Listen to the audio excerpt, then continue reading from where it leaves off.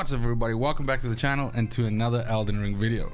Now, the ability to summon spirits in the game to assist you in combat is one of my favorite features of Elden Ring, and there are a whole bunch of these available in the game. They actually come in two different flavors, where you have, let's just say, normal spirits, which are probably, based on normal mods within the within the game. And then you also have renowned spirit ashes, which are sometimes modeled after some of the bosses or some of the more difficult encounters that you might face in the game. Now specifically, I want to look at three today. So one of them you're able to get really early in the game, and two of the other ones are actually a little bit later on. But these are the three ones which I, on my first playthrough of the game, heavily relied on. Of course, there are other ones available, and in the future we'll be looking at them as well. But these three ones are super interesting and really powerful once you level them to level 10. But without any further ado, let's go ahead and look at the first one. That's my boy Oleg, Banished Knight Oleg. Fantastic. Not a whole lot of different skills to his skill set. Essentially, he creates this whirlwind attack that hits anything that's around him and then lunges and hits something. Basically super tanky, as you would imagine from a knight, and also quite powerful when it comes to dealing damage with his sword. Oleg was probably the summon that I used for maybe like 60% of the game.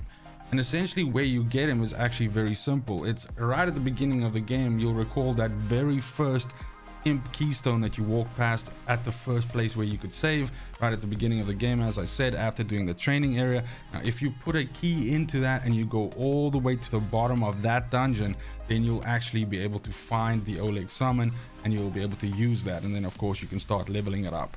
So definitely check that out. Oleg is fantastic, and actually turned a whole bunch of people onto him on the stream, and they've all been raving about just how good and how powerful the summon is, so definitely check that out. Now next up we have Omenkiller Rollo. Omenkiller Rollo is also a melee damage renowned ash, or spirit rather, but quite more powerful than what we saw Oleg's ability, and then with the added benefit of actually having a fire breath AoE attack. So if you are fighting enemies that are weak to fire, or a boss that's weak to fire, then definitely Omenkiller Rollo will be quite useful in that regard, because you're going to get the added benefit of that fire damage. The fire actually stays on the ground for quite a while longer, and so that's actually gonna hang around, and you can actually stand in the fire, which obviously doesn't do any damage to you, and enemies that come close to it will actually take some burn damage. Now where do you get Omenkiller Rollo from? Actually, it's entirely likely that you would have just automatically gotten him if you are playing the game and following the story, trying to get to the end of the game. Basically, once you get past the capital and you're on your way to the this upper area here, you're going to be crossing a bridge, and you're going to have a boss encounter with the Fell Twins.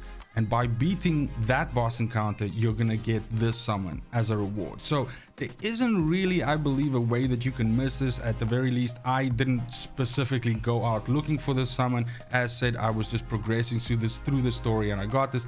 But if you are planning on hanging out in the main area of the game store, then maybe it's a good idea to progress to this part, get him, and then you can always go back with the added benefit of having this dude in your corner helping you out.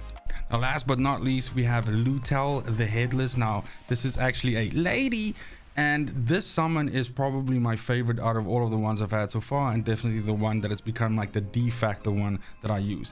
Now there's two reasons for this.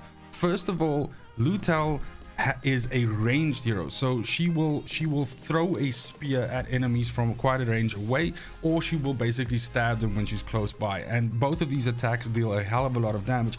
But she'll often combine that with like a shadow step, where she essentially jumps like a short area, disappears, and then sort of reappears and throws the spear. Now during that time, while she's doing that shadow step animation, or in that attack, she can't actually take any damage. So that means that she's quite durable and able to avoid a lot of attacks that are coming from the enemy, because the AI is kind of smart like that, and will sometimes see, okay, there's an attack coming, and then she'll do the shadow step backwards and then throw the spear.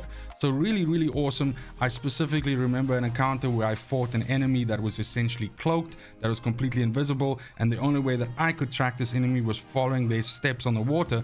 But Lhutel was able to track the enemy with no problem, and was basically piping them with spears the entire time, which was fantastic and actually made that encounter like super duper easy. The second thing that is really important to mention is that you'll notice a glowy bit at the end of her spear, and that's actually because her spear is charged with death magic or death status. If the fight carries on long enough and she's able to proc that death status on something, then essentially she'll just immediately die, or the enemy rather will just immediately die. Or if you are using something that also builds death, then essentially both of you can stack to that effect and you can get that to proc quicker. But Lhutel is fantastic, and basically how you get her is actually also quite early on in the game, I would say, but essentially to the south of where you start from. You got to go to where you see this minor earth tree at the Weeping Peninsula, and just above that there's the Tomb Sword Catacombs. Now you got to complete the Tomb Sword Catacombs, and at the bottom of that you have to fight an enemy called the Cemetery Shade. And once you do that, you're able to get the summon and you're able to use it. It's a little bit of a tough fight, but it is super worth it, and I definitely think you should check it out.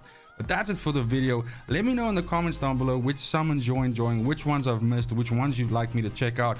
I still haven't found all of them, and I'm still hunting down the last couple of ones, but I'd love to hear from you guys which ones are your favorite. That's it for the video. Thank you so much for watching, especially if you made it this far. But it's just super important to me that you have a fantastic morning, a great afternoon, and a very awesome evening wherever you are in the world. And until next video, fucking cheers. They want the best of me now, best of me now, best of me now, best of me. They want the best of me now, best of me now, best of me now, best of me.